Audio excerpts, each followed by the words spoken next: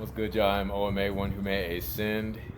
Here back home with the homie T Ran. What's up?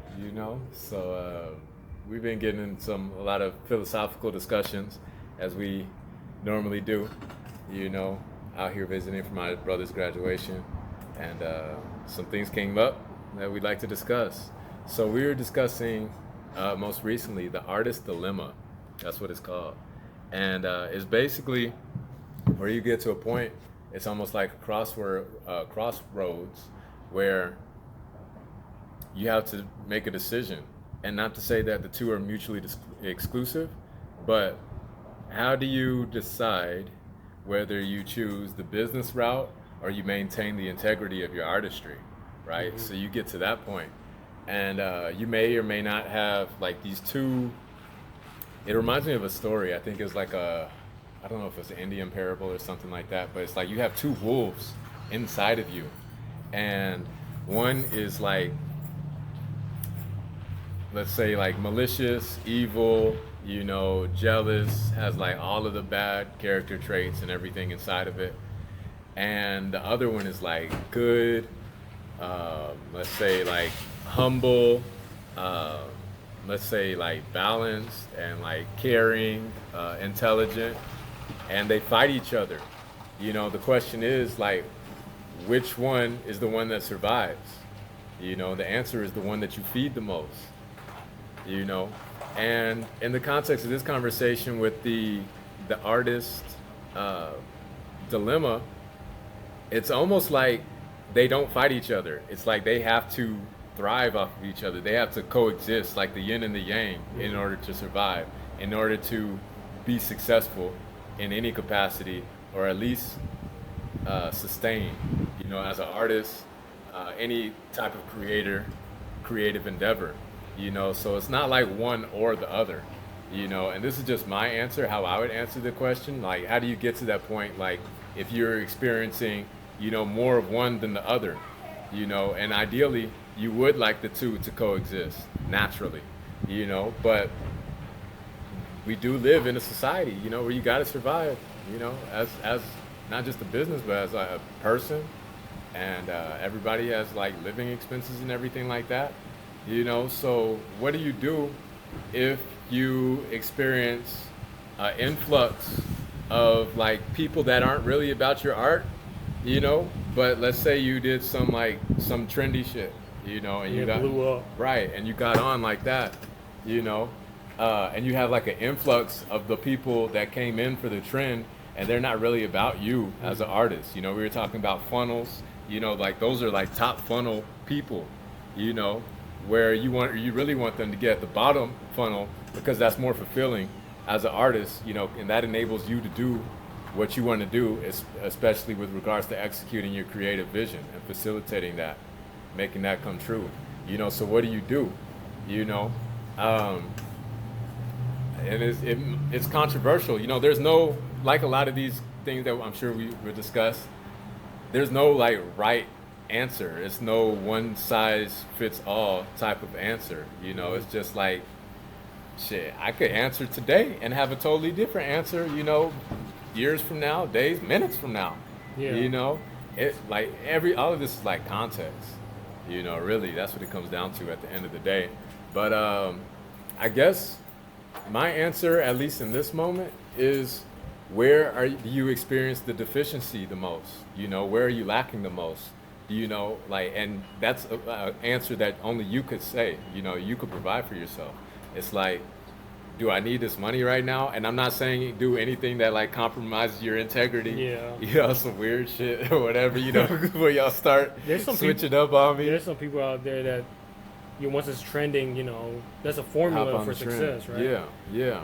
And I'm not saying don't do that, but I am saying, stay true to yourself. Exactly. And if the truth is, I need this money right now, Mm-hmm. like, So you're saying flow like water. yeah, exactly. Yeah, Bruce we got Lee. into that. Bruce Lee, be like water, my friends. And again, not to say these things are mutually exclusive.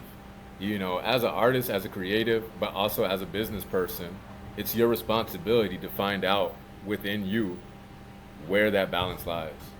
You know, so I don't know if that answers your question as best as I can. I kind of use a pretty harsh word, where, let's say OMA had 4,000 subscribers, right? He's been doing the things he's been doing, but then he drops this new trendy idea that blew up, like he was saying, the influx of people. Example, let's say 20,000 people just came out of nowhere just for that one video. Do he continue to do what he does, you know, to satisfy his 4,000 before, or this 20,000 like surface level people who just like the trending stuff? But like he was saying, you know, that you have to adapt, right? Yeah, adapt to survive. But there's another thing, right, to consider is, you know, like the definition of insanity is like Doing the same thing over and over, and expecting different results. So let's say you want to continue, you know, I mean, it's your channel at the end of the day, but let's say you want to go back and not do the trendy stuff, your authentic self, but, you know, sadly, there's not a lot of views, not a lot of numbers. Is that considered like insane at that point, or like what is it, right? Or do you compromise your values, your integrity, or what? Or do you you know, chase the numbers because you saw something succeeded, right? Yeah. But the key thing is a trend, right? Trend comes and goes. Or do you continue to hop on the bandwagon every time a trend presents itself, and that'll be your, you know, your whole thing? But one of my answers, I like, you know, not to sound like a cop-out, but both. Mm-hmm. I'm a both kind of person. yeah, You know what I'm saying? Like, why you got to pick and choose if you can do both? Now, if you're not able to, you know, whatever is sustainable. You know, if something is not sustainable, that's what I come back to too. Sustainability, and this goes back to a conversation we had earlier today about regrets, right? What are you gonna regret if you don't act on it? You know, with the quickness. You know, can you still live with yourself with the decisions that you make today? You know, or will you regret it? You know, that's what I come back to too. You know, like self-awareness. A lot of these come back down to self-awareness. You know, if you could look yourself in the eye, in the mirror at the end of the day with confidence and be fulfilled in the decisions that you made, you know, that day, you know, then me personally, I don't see a problem with that. I know everybody's conscience is different, you know, not condoning like a lot of people's decisions, you know, but it is what it is at the end of the day. You know, nobody can make that decision for you, really. So I don't know if that's a sufficient answer. that's sufficient. Yeah, that's what I come back down to. What else you got for us on the list? Well, I don't know who's editing this, but I feel like this should be at the beginning of the video. Oh, okay. Where we at? 806, 807? Have the folks seen OMA with no long hair? Oh, the beginning of the video. Oh, at this point, I don't know. We'll probably drop the, well, nobody. I mean, you know, you're like outside of my family, you're probably the third person, you know, we're talking about you specifically. You're like the third person, like all of these, you know, we won't post, and I see you improvise because you didn't have this on your list, huh? No. This wasn't on the list. Yeah, I surprised them. No, because I'm Pulled trying up to the gym today, surprised them. Mm-hmm. Yeah. At No, this, but wait. Yeah. I remember. Okay, look, I have it in thought. I have it in mind. Oh, Modeling. really? Look at that, modeling. That's interesting. I have everything because you Bro, say we things need- and I absorb and I remember. Yeah. Because you were saying something about cutting your hair. Because Right. We'll get to that topic later. Yeah. Unless you want to get to it right now. I mean, it kind of connects, right? Kind of, yeah, right now. Yeah, I think, flow of conversation. Okay, here's a question, right? OMA is basically a good pal of mine. I feel like an interview right now. It's an it interview, is, an yeah. interview. Okay. We've been buddies for like a decade now. Yeah. And he pointed out this one time we went into a Whataburger, I believe. And I believe, what do you feel like? Because people stare, right, when you have long hair. Remember Yeah. that one? I don't know if you remember. I remember it. Bro, and I could tell you some stories. I could tell you some stories, but go ahead. I don't want to. This one cat said, he started saying like what, Rastafarian? Like random, spewing out random stuff. I don't remember. He said that. I don't remember. I would take your word for it, but I just Yeah. don't remember. He said that, and then you said something about like, I wonder what it would be like if I didn't have the dreads. It's like this is an Really? image. You know what year this was? It was like before or after the pandemic? Probably 10 years ago. 10, that long? I think so. Could Years have go by been. pretty quick. I'm I forget how long. I had my hair for 13 years. oh, okay. Since high school graduation, 13 years. Probably 2017 or something like that. I don't know. Okay. I mean, it doesn't matter when I was just curious. Uh, But you basically said, when I step up on the scene, you know that song, Step Up on the Scene? I recorded that one. Yeah. Yeah. I re-recorded it. Yeah. Um, every time he step up on the scene, he kind of has like aura, right? As the kids would say. Aura? Is my aura gone? Have I lost my aura? I don't know. Y'all answer that. Has he lost, like, when you Have think I of lost- OMA, Leave below in the comments. Have I lost my aura? uh, I am aura, nigga. this dude said, as soon as he stepped out of the car, I feel like TN. Oh yeah. Today, that's how I felt. Y'all know who TN My is? third eye and everything. They better know who TN is. He went from Super Saiyan 3 Goku, right? Man, it feels so good. But Oh. yeah, anyways, back to the, when you had the long hair, you were modeling, correct? Yeah. In theory, I wasn't making any money off of it. That's why. That's not why I cut my hair, but that's why I didn't cut my hair. Really. That is why you Yeah. didn't cut your For hair. these past 2 years. I've wanted to cut it for at least the past 2 years, and I even told the agencies that I wanted to cut it, and they're like, "Nah, don't do that." I was like, "Okay, I might make some money." I didn't make money, so fuck it, you know. And I guess I'm still cool with the agencies and everything. Like, shit, I'll still do a job or whatever, but it's gonna be with, you know, ain't no going back to that. Yeah, I think I'm doing that for the rest of my life again. Yeah. Another question is, why did you grow your hair out? Convenience, really. Ironically, I thought it was gonna be easy. I mean, it was. I guess it's less to manage and everything. I guess better is probably a reason why I cut it, especially after so long. Yeah. And that's because, you know, going back to, I think we had mentioned this earlier. You know, you keep doing the same thing over and over, expecting different results. You know, it's like I look at myself, and I see everything associated to that look that I've experienced within the past 13 years. You know, so I need to like change my perception. You know, there's the saying, fake it until you make it. You know, I've always had this perception in my mind, like, oh, once I'm successful, then I'll cut my hair. Like, what if I do everything else surrounding the success that I desire before I actually do it, and then maybe success will follow. You know, maybe success isn't a leading indicator, but a lag indicator of everything else that you're experiencing in your life. You know what I mean? So like that's one main reason. My perception of myself, I think, like I look at myself differently. Like I'm looking at myself right now, and like I feel not only do I look like a different person, like I feel like a different person. You know, for better or worse. But there's a lot of like struggles and stories, and like I also think, you know, not just what I actually been through, but like maybe even potentially, I don't know whether or not I believe in this, it's a possibility, but like all the energy that's stored in that, you know, I've associated, you know, to like struggles and, you know, negative experiences and circumstances, you know, and I'm just ready to let go, like relinquish myself from that, you know, and to experience a different chapter of my life, you know, so that's where I'm at with it. Yeah.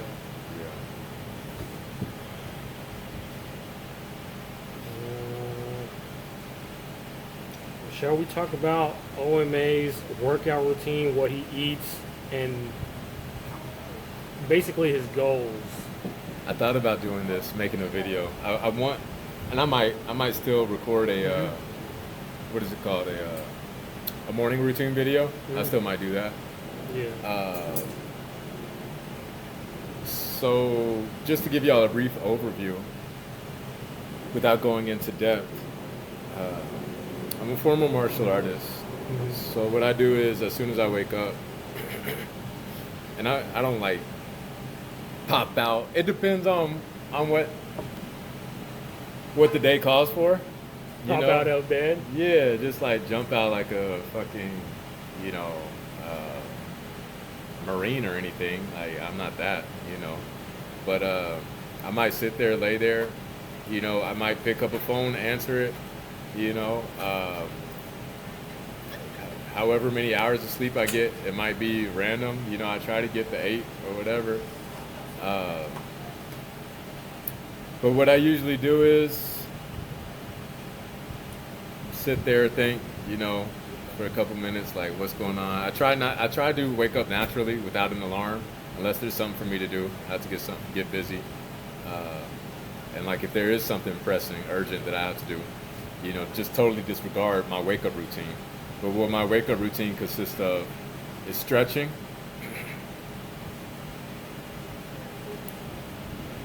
And then I do my martial arts stretches. Just walking through myself, you know, mentally right now, thinking about it. Sometimes, depending, you know, again, on what the day calls for, how late it is in the day, I may or may not go to the gym. But usually that's already been determined, you know, by the time I wake up, I should already know. Yeah, stretching, a lot of different stretches, like maybe 30 minutes to an hour worth of stretches. Damn. Before eating, before anything?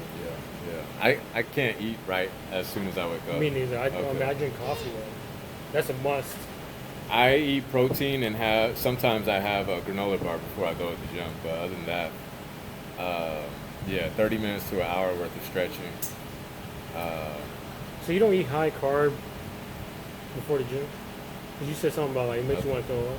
Yeah, eating before I go to the gym, because I be in that bitch, you know, like 2.5 hours or whatever. See, I feel like at that point you'll be very depleted on calories and craving carbs. See, that's why I eat. That's my so-called pre-workout. So far as calories, the protein powder that I take is high in calories. Okay. So it's like one serving is like 1,300 calories, but I only take half a serving before I go, and I take half a serving after I get out. So that's like 750. Okay. Or the math on that is wrong. Yeah. Like 620. Does it have a decent amount of carbs? I don't know. That's a good question. We could look at it. Because you know how like carbs so. just easily convert into like energy. That's why I feel good when I eat I think so. a lot of carbs and then wait an hour and then go to the gym. We'll have to check it out. Yeah, I don't take pre-workout anymore. I don't either. Yeah.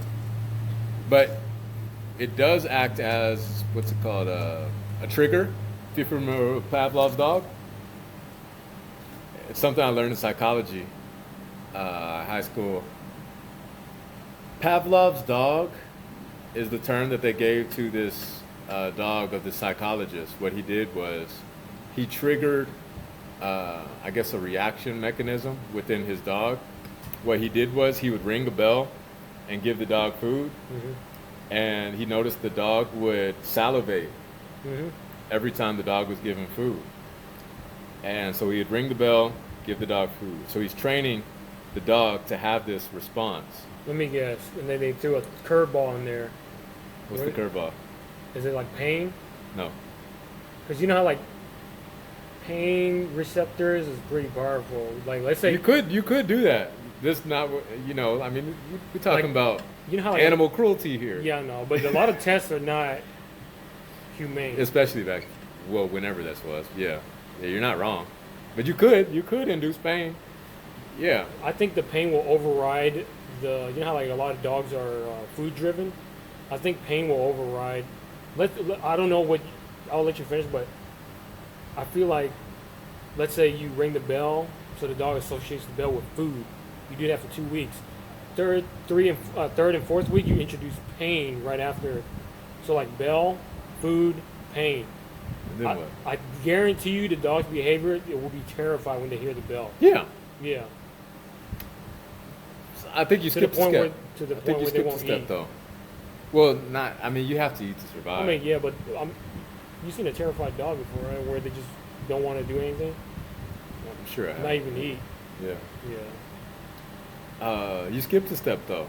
So, yeah, these two things are associated, the bell and the food.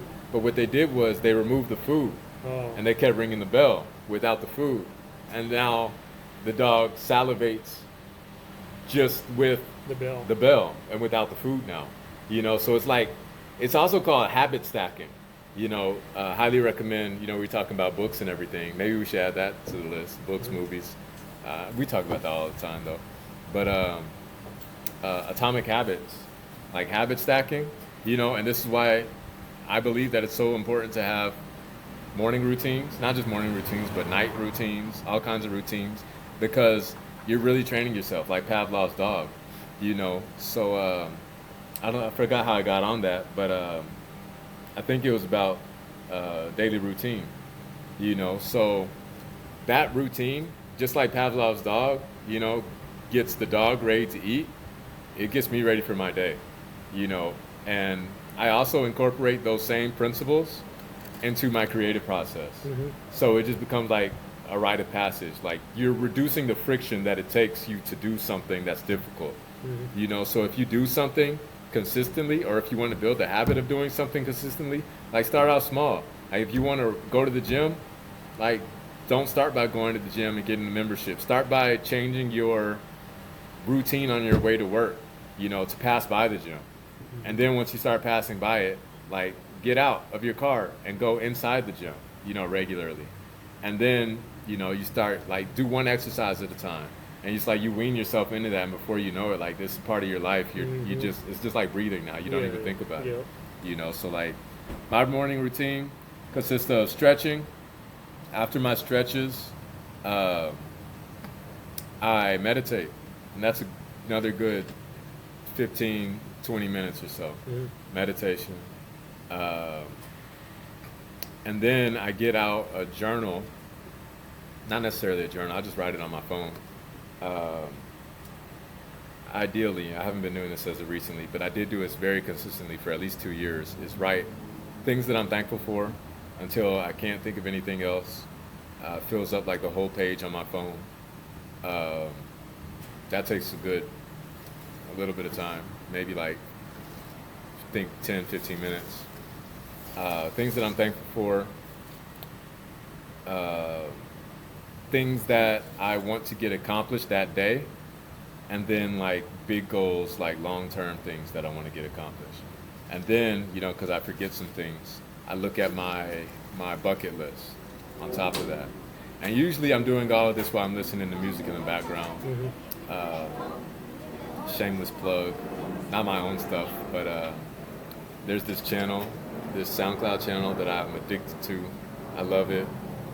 It's called The Future Beat Show, and it's hosted by, I guess, a British guy named Complexion, and that's been a significant part of my morning routine for probably at least the past 3 or 4 years now. And like each of those episodes last about like 2 hours. Obviously, I'm done by 2 hours, but not always. Sometimes I like sit and reflect. Sometimes, ideally, I would write down my dreams, like dreams that I've had, like a dream journal or whatever. Sometimes I do that. And I also, to top off my morning routine, what I do is I play brain games, whether it's like Lumosity or Elevate, and also I got my Duolingo. At the time of this recording, I have a streak on Duolingo. You familiar with Duolingo? Is that where you learn another language? Yeah, language. What language you learn somewhere? Spanish. I've been trying to learn Spanish for longer than I've been rapping, for like well over 10 years, since like junior high. I'm not fluent. I'm pretty good, but I'm really good on vocabulary, but not my grammar. You remember that song La Raza? Yeah. I like that song, man. Can't talk about that. Some gang shit. But it's a gang? Low key. Yeah, some of it. Did I explain the meaning of it to you? Probably, but it's been so long. It's not bad, but it's just, what I don't like about that song is like, especially at the time that I wrote that, I'm talking about things that I have no idea about, no concept of. So, not to say that it's insincere or ingenuine, but it's just like, imagine like a preacher talking about, things you don't know about. Yeah. It's like, so that's why I don't. Preach, right? Exactly. Like, shut the fuck up. Like, if I was to talk to myself 10 years, ago, shut the fuck up. So it's a cool song, the song itself. But some things, like, I don't think that I'm the person to deliver that message. But yeah, at the time of this recording, My streak on Duolingo, I've been doing it since the pandemic.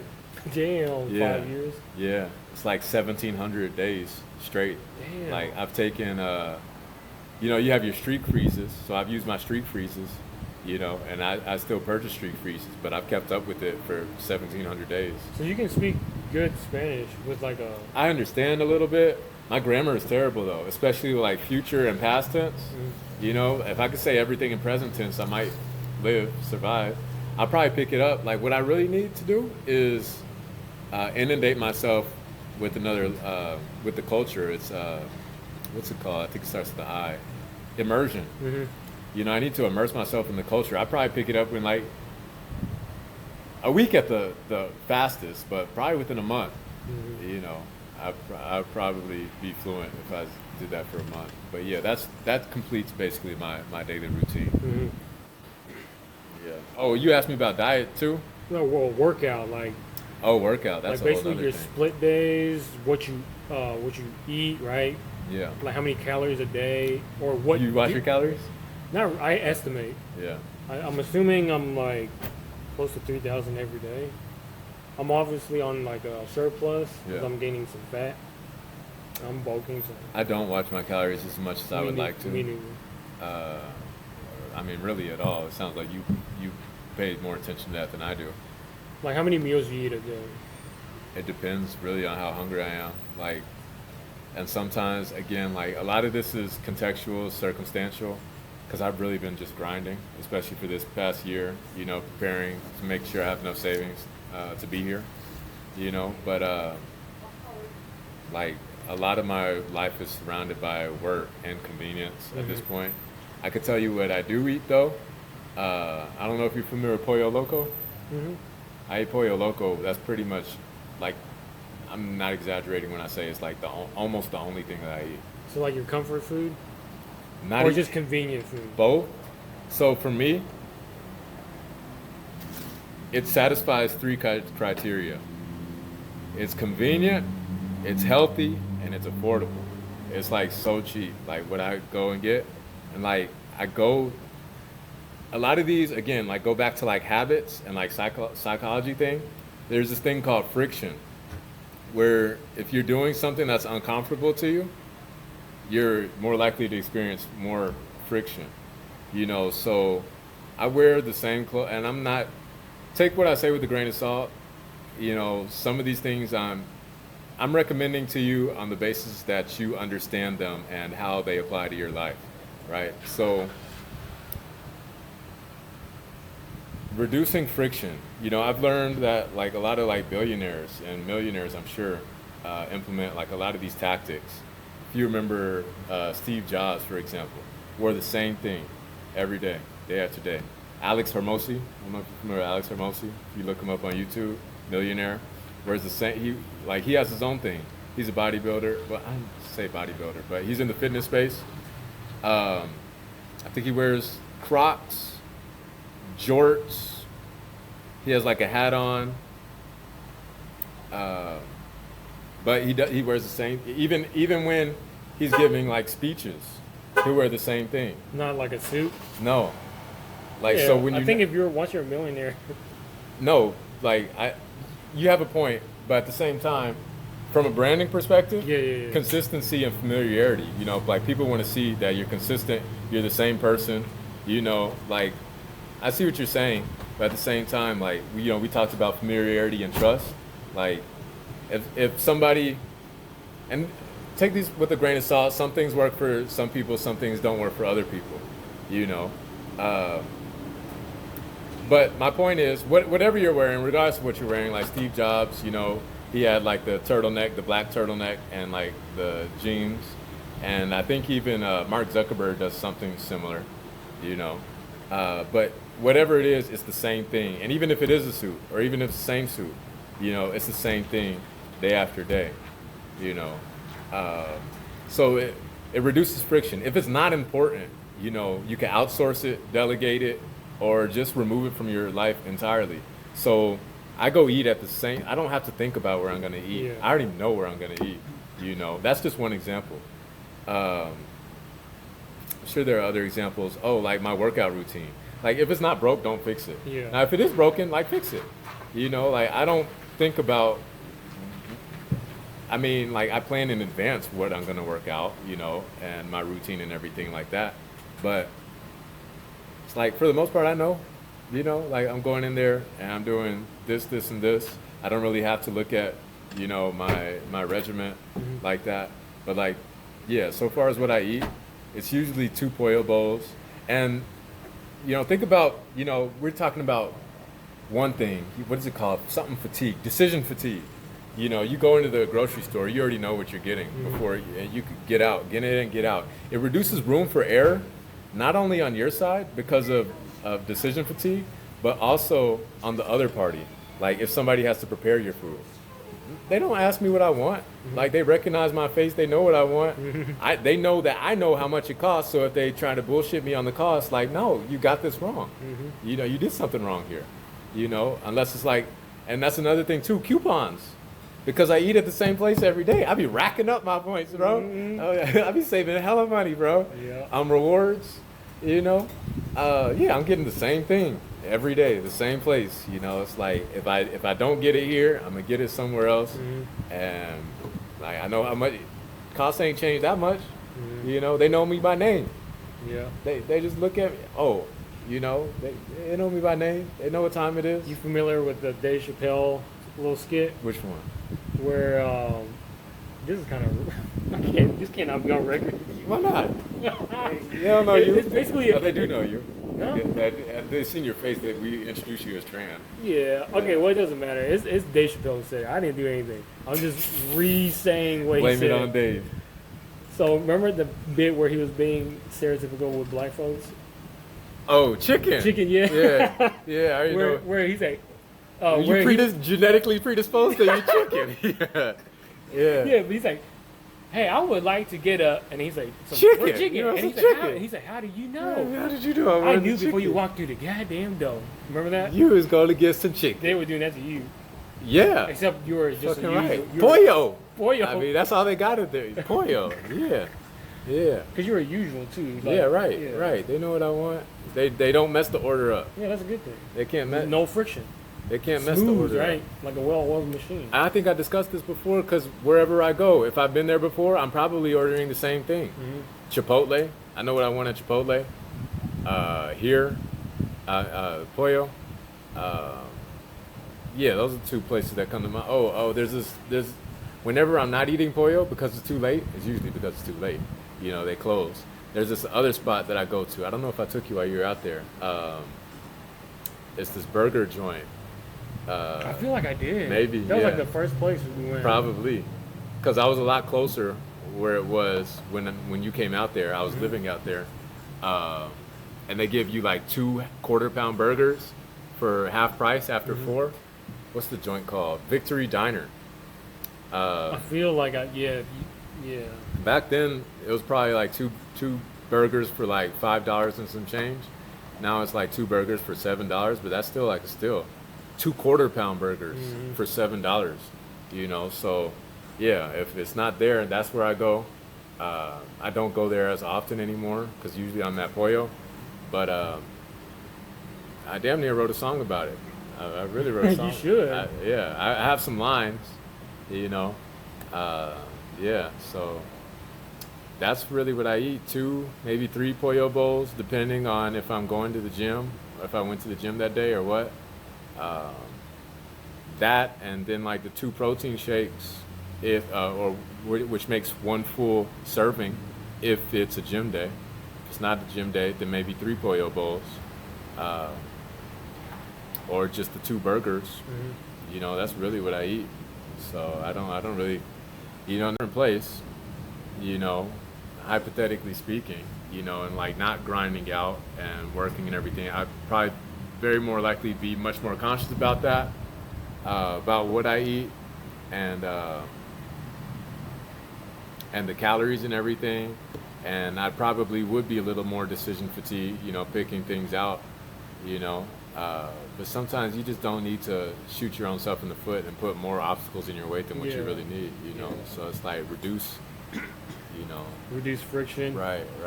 Oh, aside from that, like so far as like Health things, for the most part, I don't eat seafood, and I don't eat pork uh, or gelatin. You know, gelatin Wait, has why don't you pork. like seafood? For the most part, like it's not good for you. You know, a lot of it. You know, like I eat some uh, for like religious reasons, and then you know what you're familiar with. Uh, Again, it just becomes like decision fatigue. Like, do I have to? I don't want to have to think about that. You know, like I don't want to have to deal with the health consequences. Like, again, if it ain't broke, don't fix it. It's worked for me for this long in my life.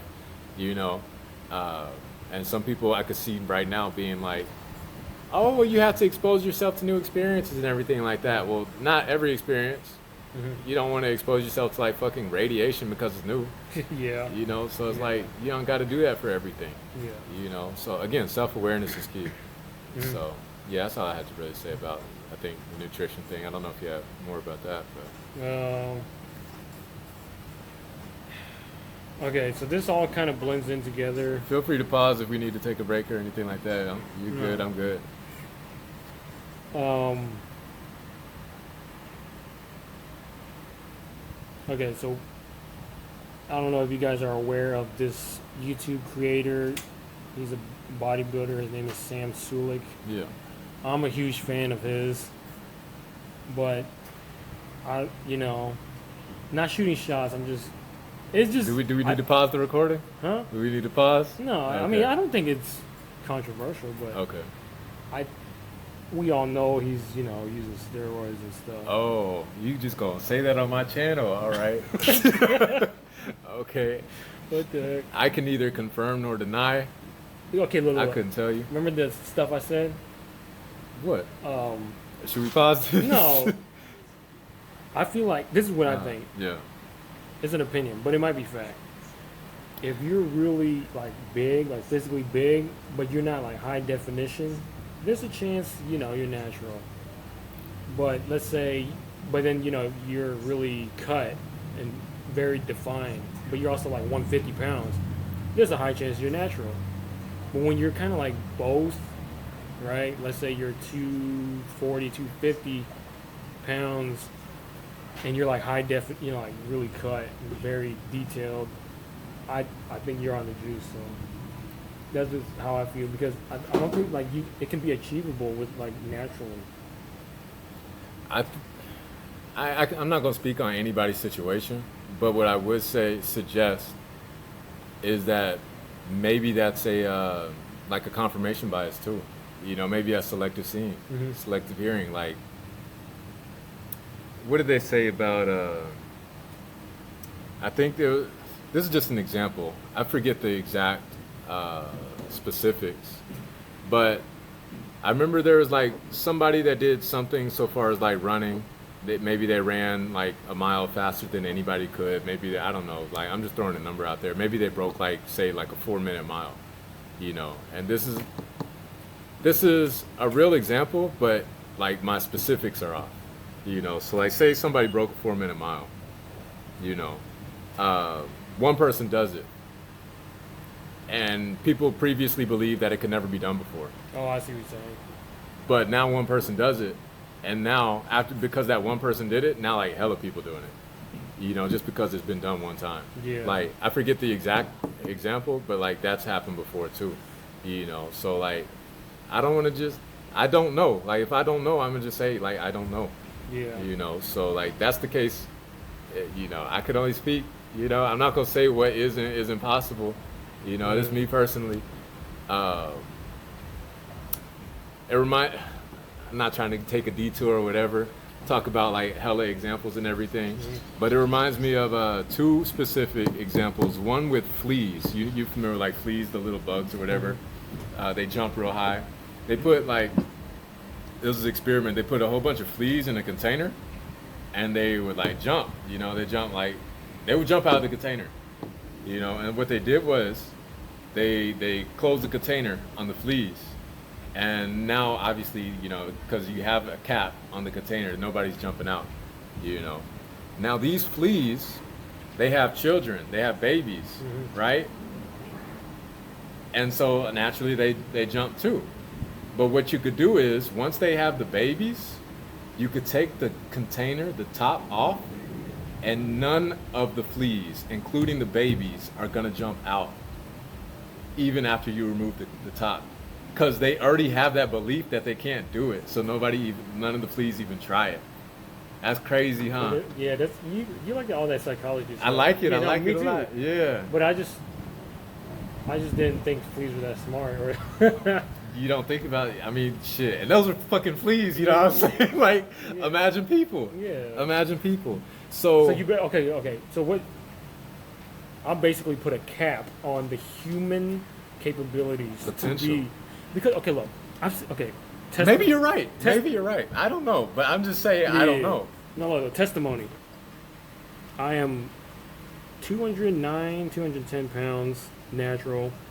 I eat at least 3 to 4 meals with a protein shake. So you do the math. I'm not like basically like scarfing down like a bunch of food, but it gets to a point where there was a Jay Cutler interview where somebody said, "Hey, what's the hardest part about bodybuilding?" And he was like, "Eating." I think I've heard And Ronnie Coleman say it. Yeah, Too, you know why? Because you're basically force feeding. Yeah. I'm telling you, man. Like, we're not meant to be that big, right? Like Broly. Hey, if you say so. Yeah, I think Maybe you projecting. No. Look, I think it's body dysmorphia. You know why? Maybe you're not wrong. Maybe I mean, they do. A lot of them experience injury, getting hurt, and everything. I always look for sustainability.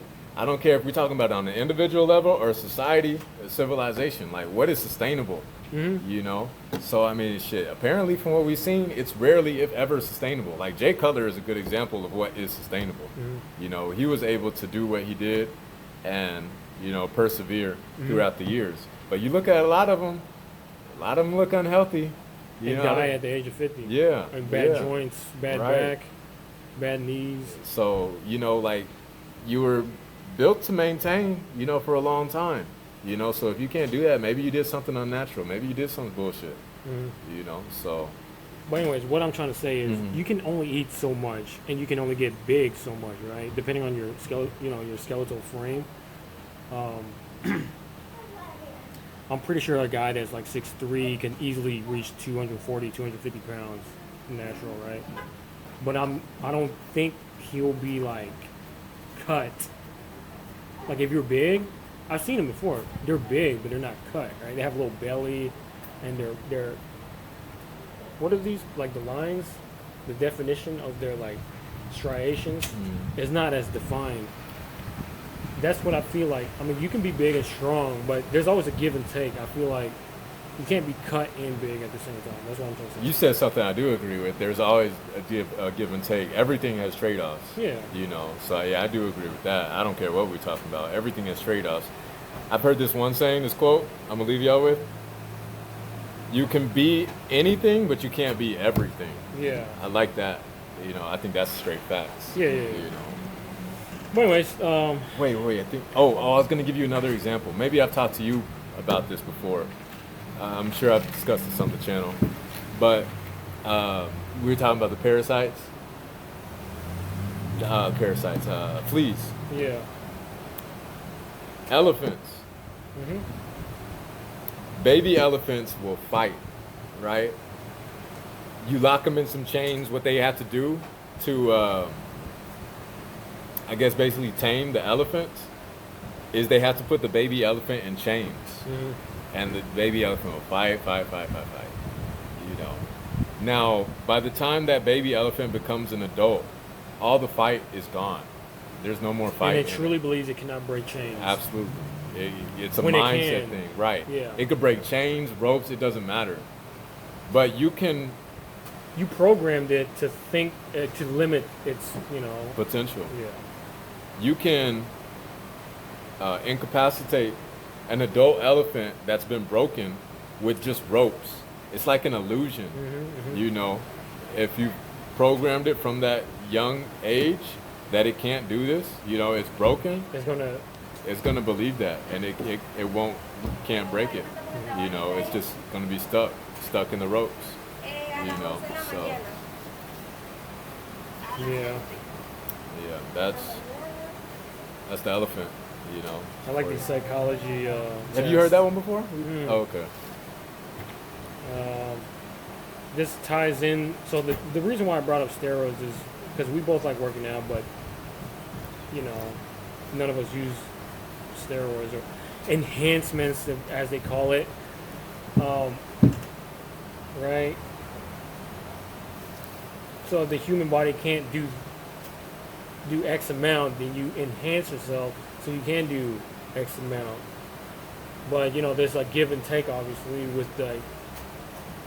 I feel like since you know your heart is a muscle too, I'm pretty sure it has something to do with your heart and your veins. That's why a lot of them don't look right, in my opinion, and that's why they have shorter lifespans. Okay. That's what I think. I don't know. I don't speak on shit I don't know about. You know, this is not a fitness channel. Just to give y'all some context, some disclosure. That's not what this is. But this is just here where we express ideas and opinions freely and openly. So.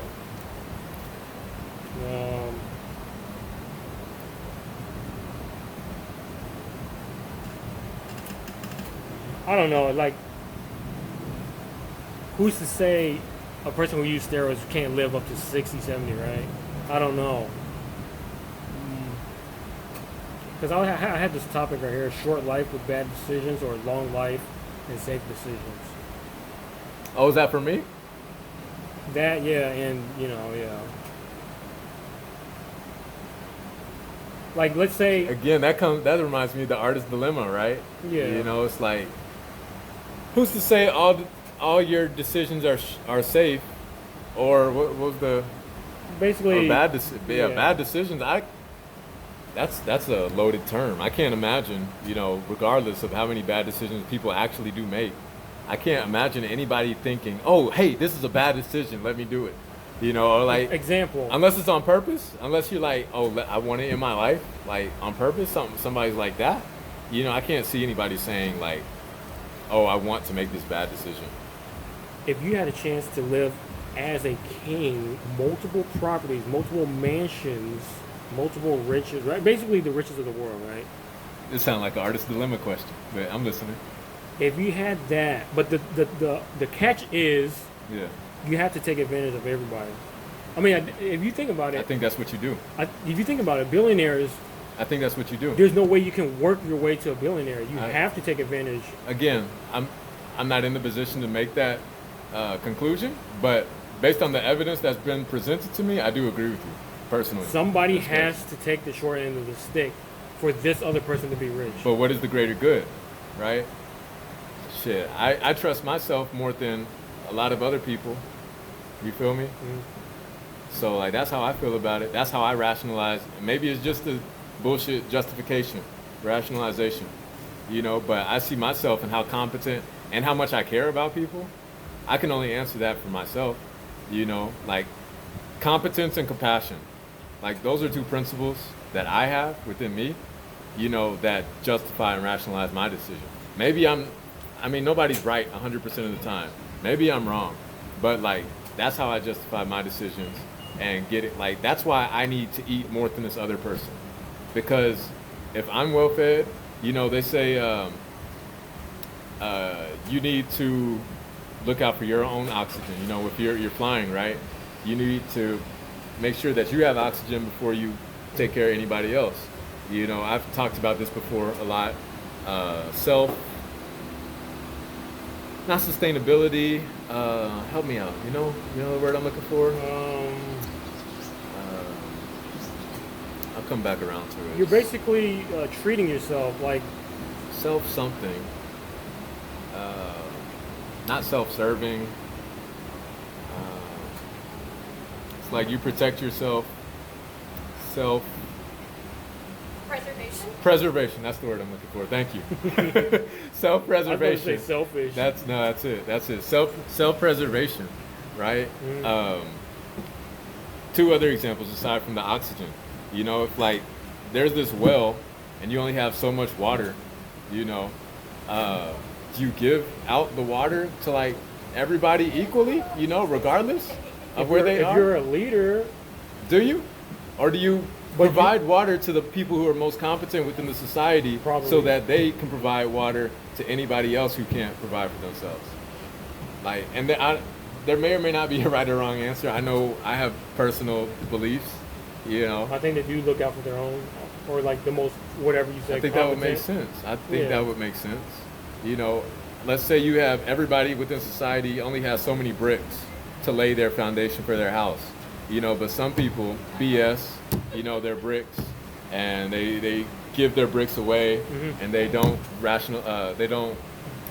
distribute their resources responsibly, you know, and so they ask you for bricks. Well, I mean, is that your responsibility? No. You know, so like, yeah, that's my answer too. But you preserve your resources and wherewithal before you help anybody else. You know, like that's my answer.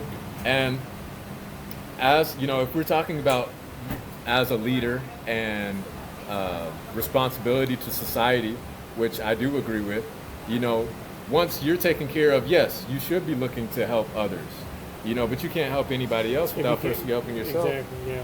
You know, so like, yeah, that is the main goal. That is the end goal. But yeah, you can only give what you have for yourself.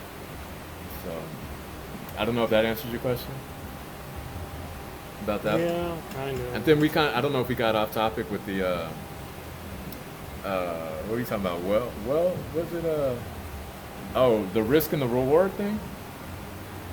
Safe life versus the risky decisions? Did we talk about that? Yeah, but it kind of got, I didn't like the topic. It Yeah, like my answers. Probably too many it's probably too controversial too. I don't think it's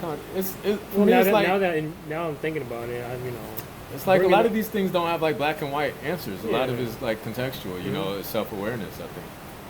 Because I just interpret, like, basically what I've seen is like the bad people, I'm gonna just say bad, the bad people always have a better, more luxurious life that I've seen compared to.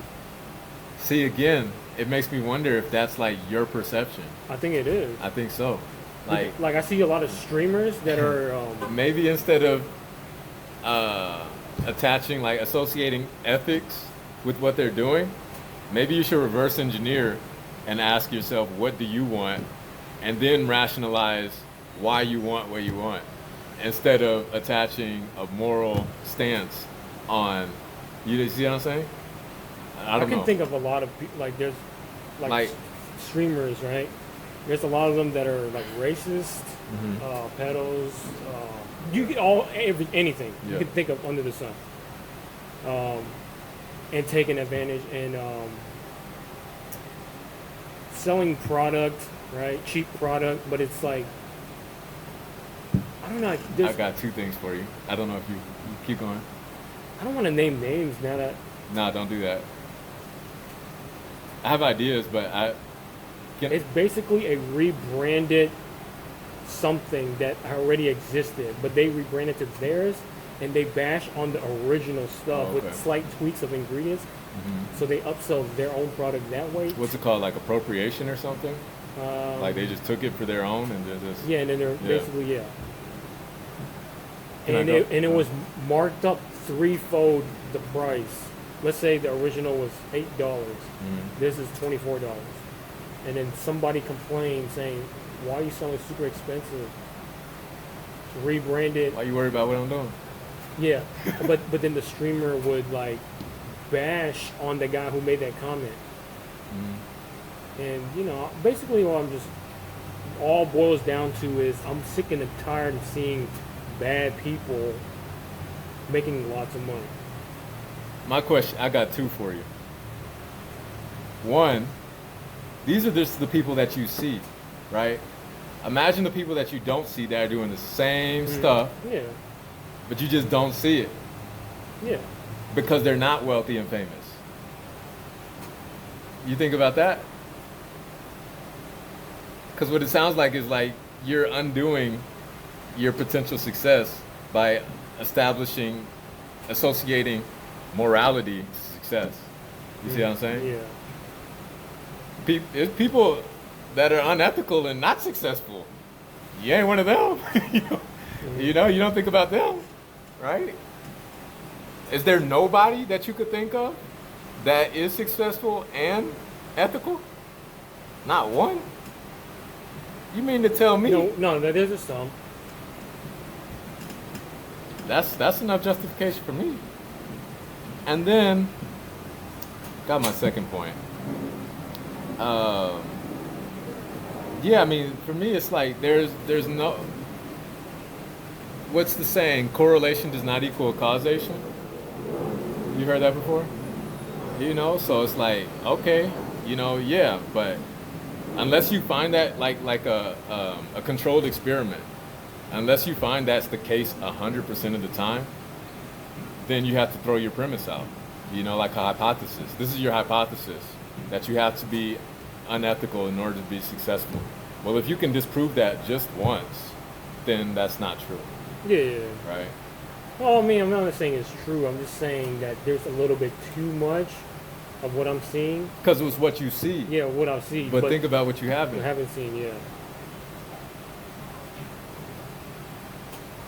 That's what I think about.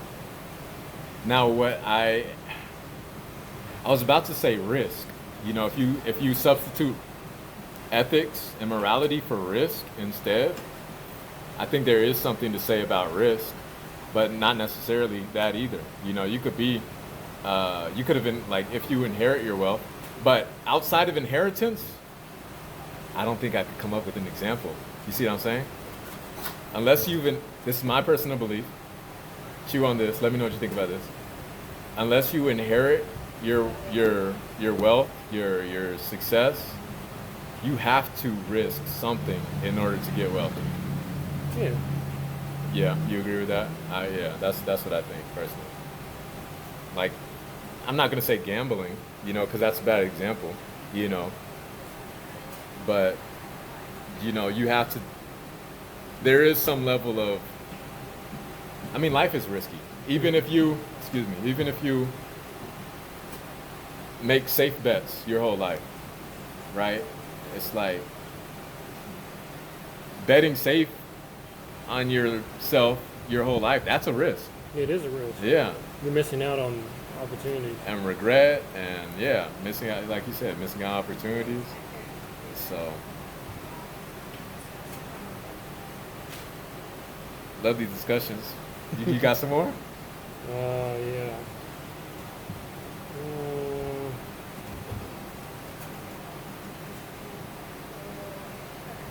Some of them probably is too controversial. What's controversial? We are controversy. We are aura. I like that. That sounds like a crazy ass title. Controversial aura. Mm-hmm. That sounds cool. Write that down.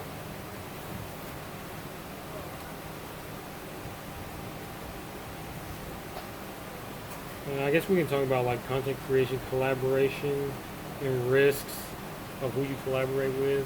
Okay. Who you send links to, who sends links to you, if it's like Oh, malware. You asked me a question earlier. I don't know if we actually fully discussed. Why do I trust my team with what I do? Yeah, right? yeah. But then you flipped it on me, so But I can did we answer that though? Yeah, I said there was like you've proven more than enough times where I saw that you care about my well-being. Yeah. I feel like they've done that for me. Yeah. Yeah. Yeah. It's like, have you provided enough goodwill to be trusted to risk versus reward, and your cost benefit ratio? Have you provided enough goodwill to be trusted with what you're asking for? I think that's what it comes down to. Mm-hmm. Is it going to be easier, more convenient, for me to trust you? It's like, because really, if you want to keep it a buck, you can't trust anything or anybody. You can't, like, we could be in the Matrix. Yeah. Like, how do you, what Morpheus said, he said, if real is only what you can see or touch, taste, and feel, Real is no more than electrical signals being interpreted by your brain, It is what, yeah. right? You know, so I mean, I think there's more to real than that for me. You know, so yeah, it's like what real recognizes real. You know, so that probably wasn't really a topic of discussion, or what? I I don't mean, know. it kind of was. I thought it was worth mentioning. You know, so team, if you're watching this, I trust you. So just don't abuse it. May giveth and I taketh away. Let's say collaboration. Let's say somebody liked your stuff and they DM you, hey, I really like your stuff. How do you know if they're like legit, right? Like, I'm very reluctant to collaborate. I'm gonna just say that. Like, what do they say? Things that are expensive are not easily attained, right? So like my trust is expensive. Like I don't just trust anybody, you know. So yeah, for one, they'd have to do their due diligence. You know, they can't just BS me on the initial interaction or engagement. Like you don't know who I am. Like I could tell. I got hit up by a celebrity yesterday. I'll talk to you off script about who this was, but I don't think they really knew who I was. You know, I think it was probably like a manager or something like that. And like, just in case, I said thank you. You know, I still keep it polite, but I keep it pushing. You know, but yeah, it's like so yeah, my trust is expensive. You know, among other things. Yeah. To do their due diligence, they have to prove that I know who. They have to prove to me that they know who I am.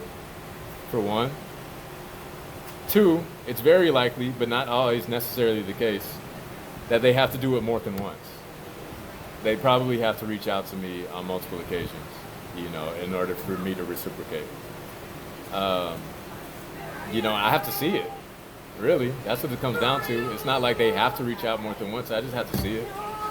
You know, and then even after that, what's the other step? Oh, if I am to respond, you know, they have to provide some type of value.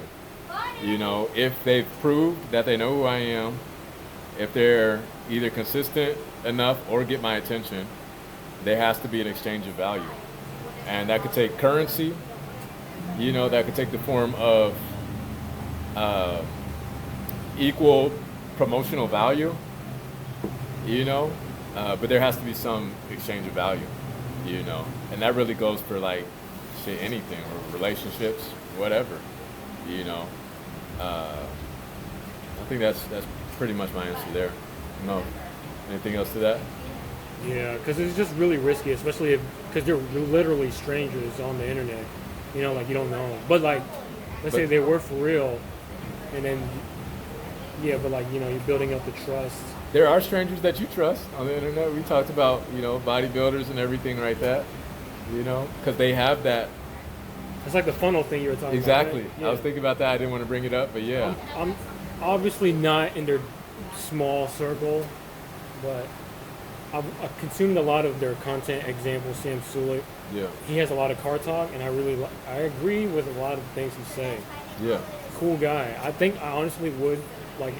I don't know. This is just if I ever like seen Hang him, out. I think I can actually hang out with him. Yeah. He's just like A lot cool of people dude. say that too. Like, you're not the only person. Yeah. Like, a lot of people say that. He seems relatable, and the way he talks is just like chill. Yeah.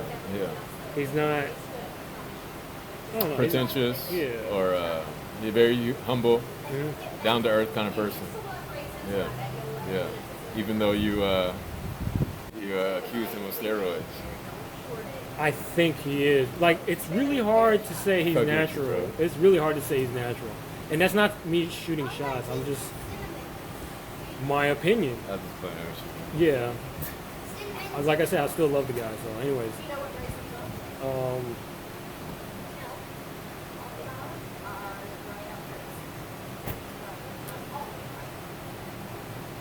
AI music, AI music. What about it? how it's made, or if it's copyrighted, and Oh, you're asking me about like legalities of it, or whether or not? yeah, like, anything and everything about just the topic. how do you make it, or how do you Oh, I if can. it's copyrighted, if it's this and that. I think some are and some aren't. I don't know. I think I could be wrong. I even think it depends on where you reside, actually, and where and how it's generated.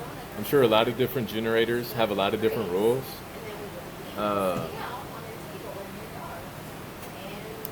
so far as like an artist and maintaining your artistic integrity, a lot of people, a lot of artists especially, are like scared of it, but I heard one opinion on this podcast, this music podcast that I listen to. They say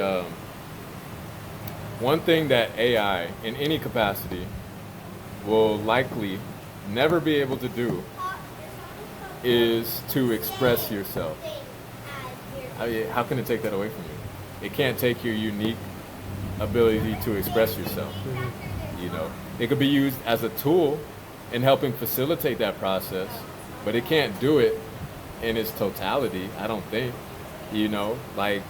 Because full expression also involves room for error and mistakes, right? So I don't think it could take that away. So, but I personally do believe in using all accessible tools to your disposal, to the best of your capabilities. That's, anything that's going to give you a leg up, without compromising your integrity, I personally, would recommend. That's just me, So now personally, whether or not I use it, I do use it for production and instrumentals. Personally, I do. Now, what I am reluctant, and at least at the point of this recording, to do, and have never done, is to use it for lyrics. Whether it's inspiration, ideas, never done it for lyrics. I don't know if I ever will. I might, but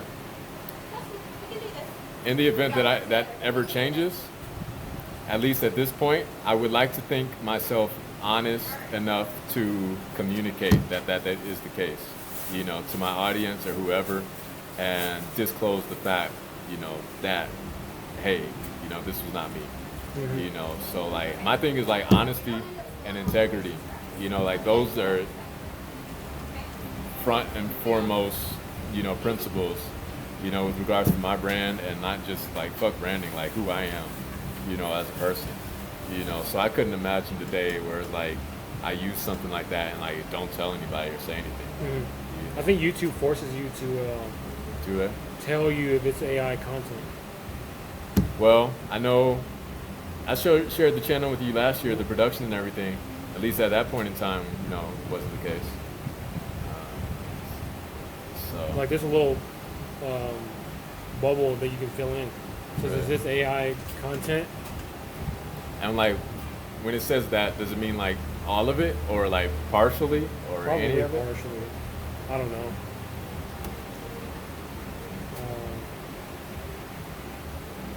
Yeah, because I've always trying to have some beats myself, Yeah.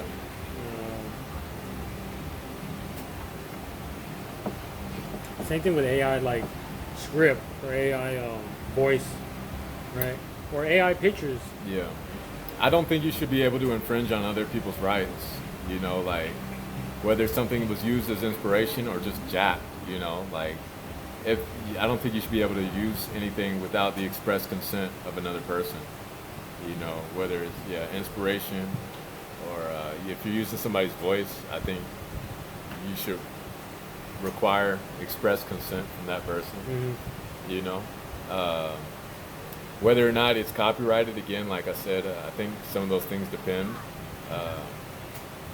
I don't know, that's a little outside of my level of expertise as to whether or not you should be allowed to copyright those things. Maybe the company that it was generated from should retain copyright, but I can't say if the user, but I think there is a case to be made that should be the case, that only who produced it should retain copyright. Mhm. You know, so I think that's really, I think, the only argument that you can make, really, right? That's how I feel about it. Yeah. Uh,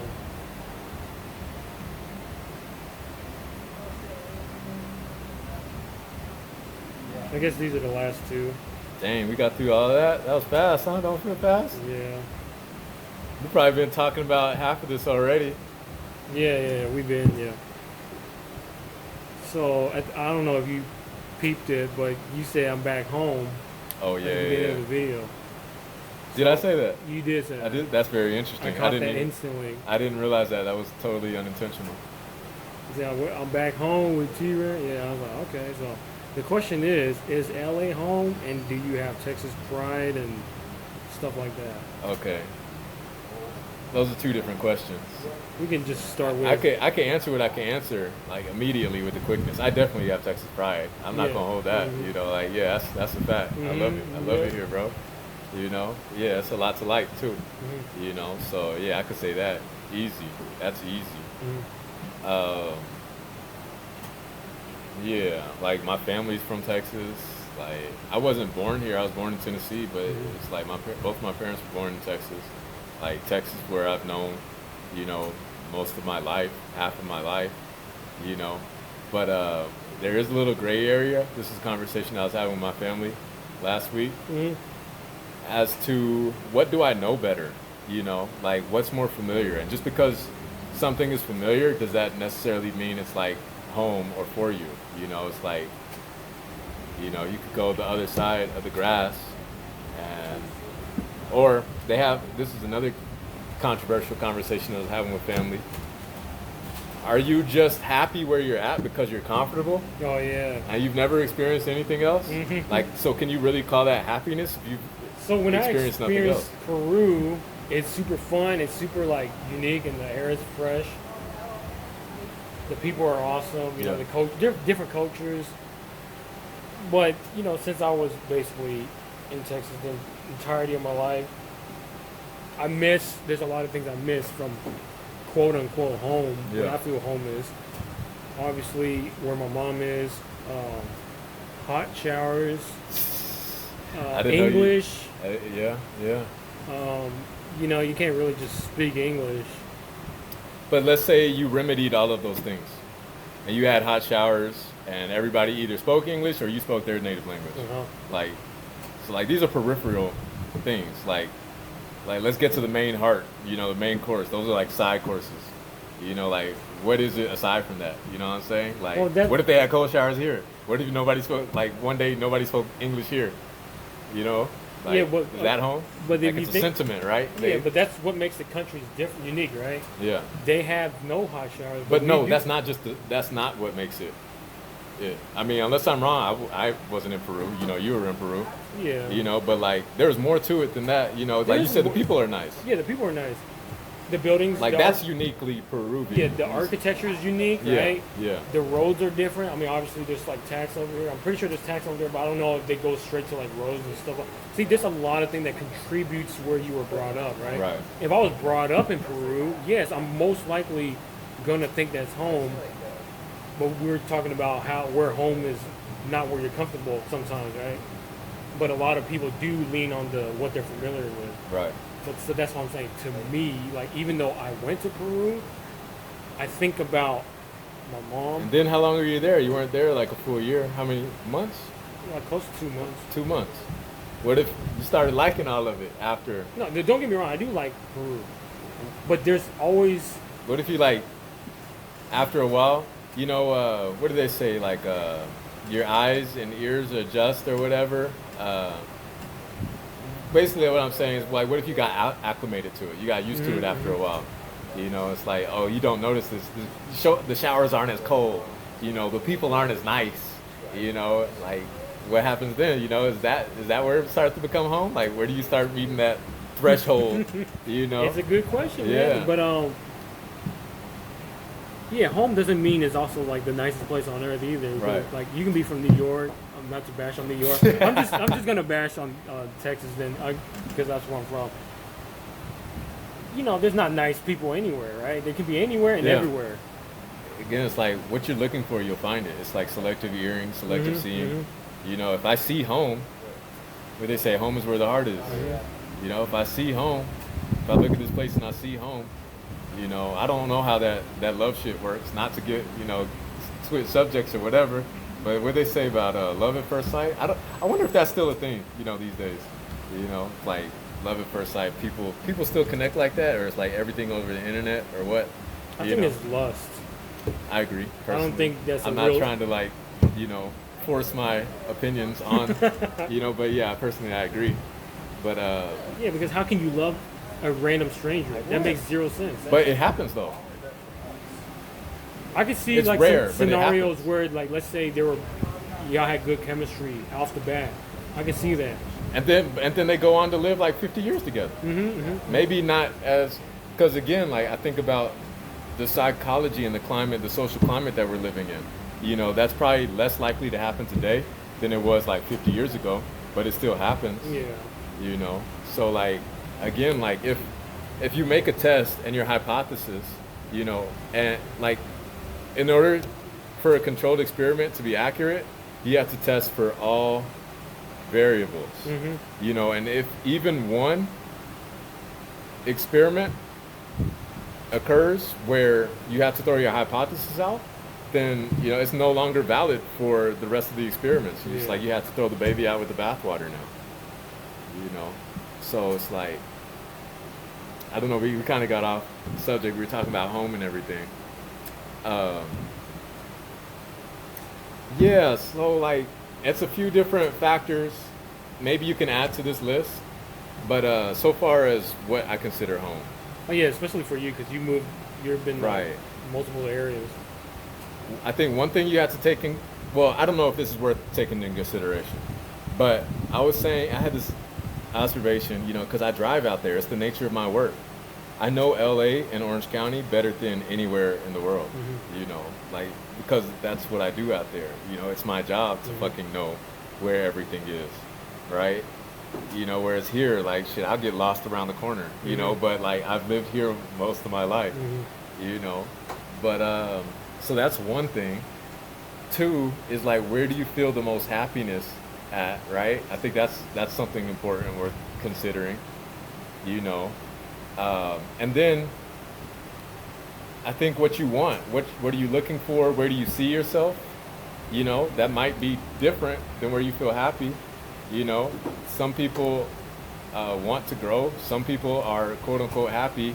I mean, you and I might have different ideas of this. Not different as in different with each other, but different than most of the population, where it's like people feel comfortable and they call that happy. But like for me, maybe you, like happiness is like growth. Yeah. So it's like just because you're comfortable where you are, that's not happy, but people conflate the two like it's the same thing. So like I don't consider that happiness personally, but you can be. You can be growing and in the same place. So like it's like an internal compass kind of thing. It's like self-awareness. I can't tell somebody else where home is. I could only like say it for me, and like not to be, what's the word, not controversial, not indecisive, but it's like I don't know if if home is still out there. Shit, what if I'm from another planet or something? Fucking Krypton. I don't know until I've experienced it, so shit, I can only say it until I've experienced everything that I've experienced in life. Like, but at least as of now, I feel a deep internal urge to get back to LA. That's all I can say, so like just as of now. Yeah. It's like, okay, this is something, this is just coming up. It's like, I don't know, it feels like I have the need to throw up, but it's not like gross or anything. Home for me is not a place, but my ideal fully realized self. You feel me? So like wherever that takes me, like I'm not associated, I don't feel the need to adhere to like be at a specific location. I have a need an internal desire to be a specific person. You feel me? And like that person could take me like any of these places. You feel me? Mhm. Like I that's can what see home that. is. Yeah. A person like who I want to be. I can see that. I think that's a crazy revelation. Thank you for helping me reach, the heck? reach that point. Yeah, it's like we're fucking sparring right now. It's Mhm. like, yeah, I hadn't thought about that until just now. Mhm. You know, or at least not consciously. You know, so I think I don't know if you don't have any more questions for me. I really think that's a good note to end on. It is. Yeah. Thank you, bro. Appreciate Yeah. it. Yeah, That was good yeah. shit. That That is was good shit. Yeah. Damn. Well, appreciate y'all for rocking with us. OMA, One MA Sin, T Brand, over and out. Till next time, do what you do. Whatever you do you. After all is what you do best. Going all the way up, eyes to the sky. So here's a question. What difference if any, is there between happiness and fulfillment? And if there is a difference, which one takes priority? Go. I'm gonna have to think about this. Okay. I think I do have an answer, by the way. I do have a. So when I feel the most happy, I've been asked this recently actually, but it needs to be in moderation. I'm an introvert, so I actually really like my corner in the computer. But when it's too much, right? When you escape reality too much, another part of me where I'm really happy is when I'm like either hiking or just taking in nature when the weather is nice, not when it's hot or super cold, whatever. But just basically experiencing life, right? The smells, the sounds, what you see, right? Seeing how the animals take care of themselves in nature, right? If it's super cold, you see how they handle business. I just like to, basically being a kid again. I think if you find your inner child, that's how I feel like when I'm truly happy. Basically, if you eliminate time, work, like a lot of man-made things, What would you do? that's what I'm saying. Like you could either go out to the nature, like when I was in Peru. All I was out in the fields, in the grass mountains with llamas and kids who are not glued to tablets. They're authentic kids that actually wave to you and want to play ball with you. Like it's very different, man. Like you let go of all the things at least, as in like work, schedule, right? Obligations, like, oh, I gotta wake up and be here at a certain time. I don't like that stuff, right? I feel free in living when I was out there, right? We can eat breakfast whenever we want. We made our own schedule. Is it Tuesday, Wednesday? Who knows? It's just another beautiful day. That's when I feel I'm truly happy. But fulfillment is when I accomplish something, right? Something like a project that you're passionate about. And it can either be for yourself or it can be for the world. Like you put something out there and they actually enjoy your product. That's fulfilling. Another thing fulfilling is seeing my mom happy, right? And trying to make her suffer less if I have the power and capability and resources to do so. Seeing her just like laugh and smile, like even like the simplest thing, basically just seeing her as being a kid again. I think it comes down to it. Contributing to her happiness. Yeah, and it makes me feel fulfilled, like I'm a good son, right? This doesn't apply to anybody because not everybody has good moms. But for me, I feel really fulfilled when she's happy and stuff like that. With my friends, my relationship with my friends, like I didn't do them wrong, and I had like meaningful conversations with them and also like fun times with them, right? Memorable things is fulfillment. It's not like like those mundane days where it's just robotic and you feel like, yes, you're alive, but you don't feel alive. Like you feel dead inside. Not those days. The days like right now, right? Spending time outside with you, out in the sun, right? Talking about deep conversations. Which one's more important?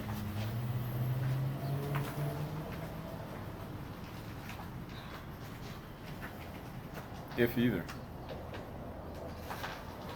You know, I don't want to admit it, but I think deep down, I am a people pleaser. I had, like, oh my bad. When I was younger, I was pretty much, I was like kind of a yes man. But like as I got older, I've learned to say no, right? Like you said, learn to take care of yourself first before you take care of others. So lately I've been just looking out for myself before helping others. But like in the past, for the majority of my life, I've always, even if it inconvenienced me or I deep down did not want to do it, I'll just do it to make them happy. So most likely I'll lean towards not living for myself, but for like others. I think that's a responsible answer. Like yes, happiness does contribute to my self-esteem and like productivity, right? If I'm happy, I feel like I want to create something, right? Because I'm in that, like what is that pyramid? The hierarchy of needs. Yeah. You have self-respect, you have self-esteem.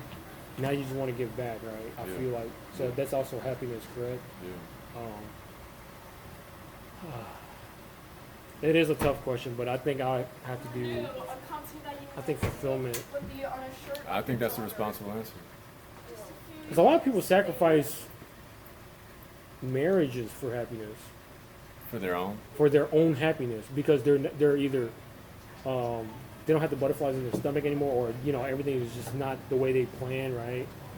I think those aren't the relationships. It's just that vague. last long, It's just vague. But I'm just saying, some people out there literally sacrifice long life relationships, 10-year relationship, 5-year relationship, for their own happiness. So what's your point there?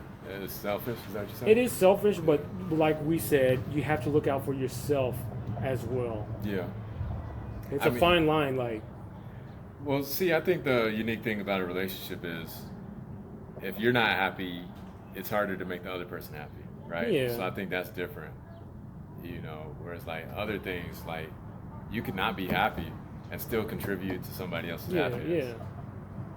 So I think because in the long term, you're trying to keep the family together. Let's say this is a family, right? Right. You can be an unhappy husband, but like your mission, right? Your fulfillment. Yeah. All you can think about Yeah. is having food and roof over for your family, right? Even though you're unhappy. Yeah. I think true fulfillment also includes happiness as well. I think so, yeah. But I mean, it's not always possible, but yeah, I think that's a good answer. Yeah, that's what I would have said. Like fulfillment for me is attached or associated to some type of objective, some form of like what you said. I think accomplishment. Whereas happiness, that's not necessarily the case. And you could accomplish fulfillment, but not necessarily be happy. And then you could be happy, but not that. Can you be happy and not necessarily fulfilled? I don't think so. I don't think so.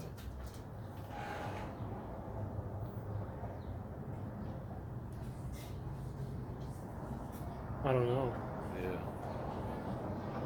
It depends on the person. Like, what if they're super selfish, right? Yeah. All they care about is their own happiness. And let's say you and your best friend went to Italy. Yeah. And then the other one didn't have enough money, but your happiness is way too important to. I don't know. You know what I'm saying? Like, you would rather just stay in Italy and focus on you than try to figure out something to help the other person. I don't know. It's hard, right? Because it sounds selfish, but like, is it really selfish?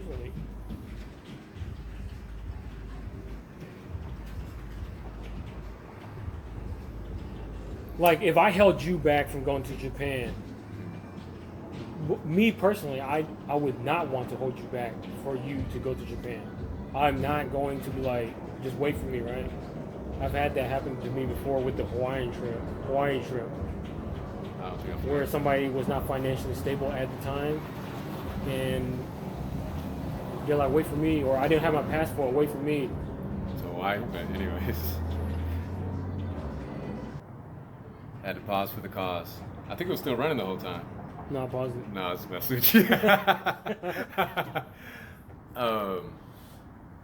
You know, we were talking about not compromising for friends and everything.